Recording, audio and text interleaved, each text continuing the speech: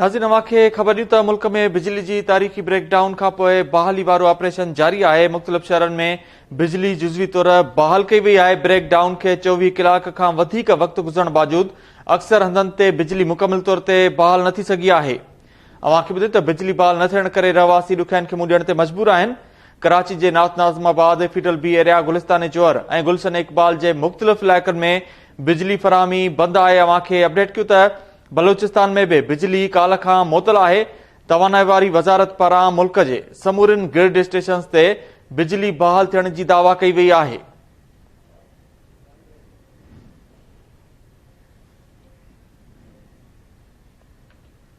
अव्हांखे अपडेट कयूं त मुल्क में बिजली जे तारीख़ी ब्रेकडाउन खां पोइ बहाली वारो ऑपरेशन हिन वक़्त में जारी आहे। मुख़्तलिफ़ शहरनि में बिजली जुज़वी तौर बहाल थी आहे। ब्रेकडाउन के 24 कलाक खां वधीक वक़्तु गुज़रण बावजूद अक्सर हंधनि ते बिजली मुकमिल तौर बहाल न थी सघी आहे। कराची जे नाथ नाज़माबाद, फीडल बी एरिया, गुलिस्तान जोहर ऐं गुलशन इकबाल जे मुख़्तलिफ़ इलाइक़नि में बिजली फ़राहमी बंदि आहे। बलूचिस्तान में भी बिजली काल खां मुअतल आहे। तवानाई वारी वज़ारत पारां मुल्क जी समूरनि ग्रिड स्टेशन्स ते बिजली बहाल थियण जी दावा कई वई आहे।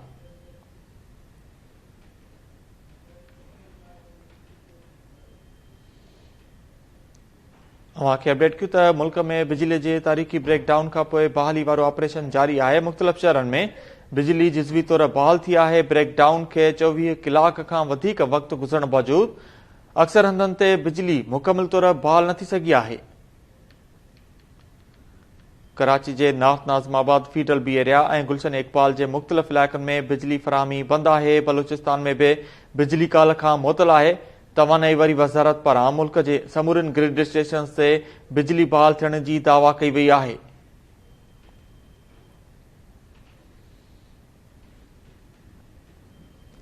अव्हांखे अपडेट कयूं त मुल्क में बिजली जे तारीख़ी ब्रेकडाउन खां पोइ बहाली वारो ऑपरेशन जारी आहे। मुख़्तलिफ़ शहरनि में बिजली जुज़वी तौर बहाल कई वई आहे। अव्हांखे इहो ॿुधायूं त ब्रेकडाउन के 24 कलाक खां वधीक वक़्तु गुज़रण बावजूद अक्सर हंधनि ते बिजली मुकमिल तौर ते बहाल न थी सघी आहे। रहवासी ॾुखियाईनि खे मुंहुं ॾियण ते मजबूर आहिनि। कराची जे नार्थ नाज़माबाद, फीडल बी एरिया, गुलिस्तान जोहर ऐं गुलशन इकबाल जे मुख़्तलिफ़ इलाइक़नि में बिजली फ़राहमी बंदि आहे। रहवासी परेशान आहिनि।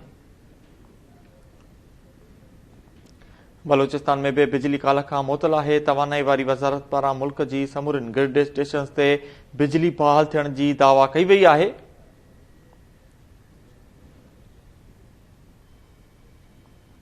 अव्हांखे अपडेट कयूं त मुल्क में बिजलीअ जे तारीख़ी ब्रेकडाउन खां पोइ बहाली वारो ऑपरेशन जारी आहे। इन हवाले सां वधीक तफ़सील लाइ असां सां लाइन ते मौजूद आहे कराची मां KT न्यूज़ जो चीफ रिपोर्टर वहीद राजपर। जी वहीद, तफ़सील ॾिजो।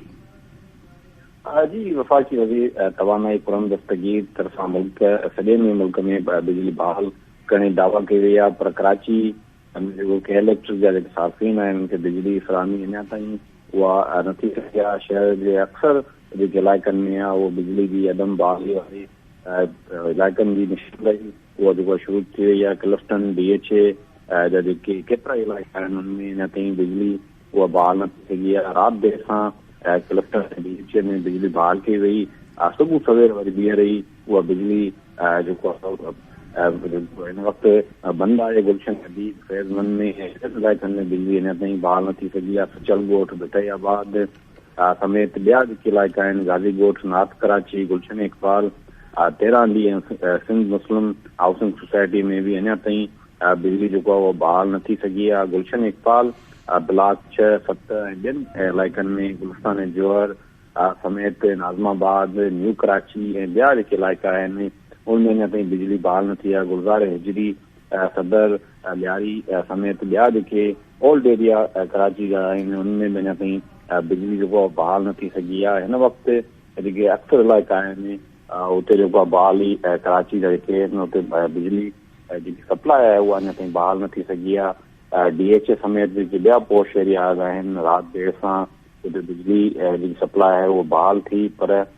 सुबुह थींदे ई वरी ॿीहर बिजली उहा जेको आहे बंदि थी वई आहे। हिन वक़्तु जेको आहे के इलेक्ट्रिक जे ज़रियनि जी सां ॻाल्हि ॿोल थी आहे। चवण वारे शहर जी जेकी मजमूई जेकी तलब आहे उहा 1500 मेगावाट आहे, पर हिन वक़्तु ताईं जेकी नेशनल ग्रिड खां कराची खे बिजली फराहमी जेको शुरू न थी सघी आहे। 700 जेकी मेगावाट बिजली आहे उहा के पंहिंजे पावर प्लांट्स मां पैदा करे रही आहे। नेशनल ग्रिड मां सप्लाई न थियण सबबु हिन वक़्त ताईं शहर जी जेकी डिमांड आहे उनखे पूरो नथो करे सघिजे, जंहिं करे लोड शेडिंग वारो जेको अमल आहे उहो शुरू कयो वियो आहे। हिन वक़्त ताईं अक्सर इलाइक़नि में जेके पोश एरियाज़ बि आहिनि, DHA, क्लिफ्टन, गुलशन इकबाल, सिंधी मुस्लिम सोसाइटी समेत ॿियनि इलाइक़नि में जेकी शाम जो बिजली जो बहाल कई वई हुई, उहो जेको हिकु दफ़ो ॿीहर हाणे हिन वक़्तु पोश एरियाज़ में बि बिजली बंदि आहे। जेके इलाइक़ा आहिनि गुलशन इकबाल, सदर, भिटायाबाद, सचल, गुलिस्तान जोहर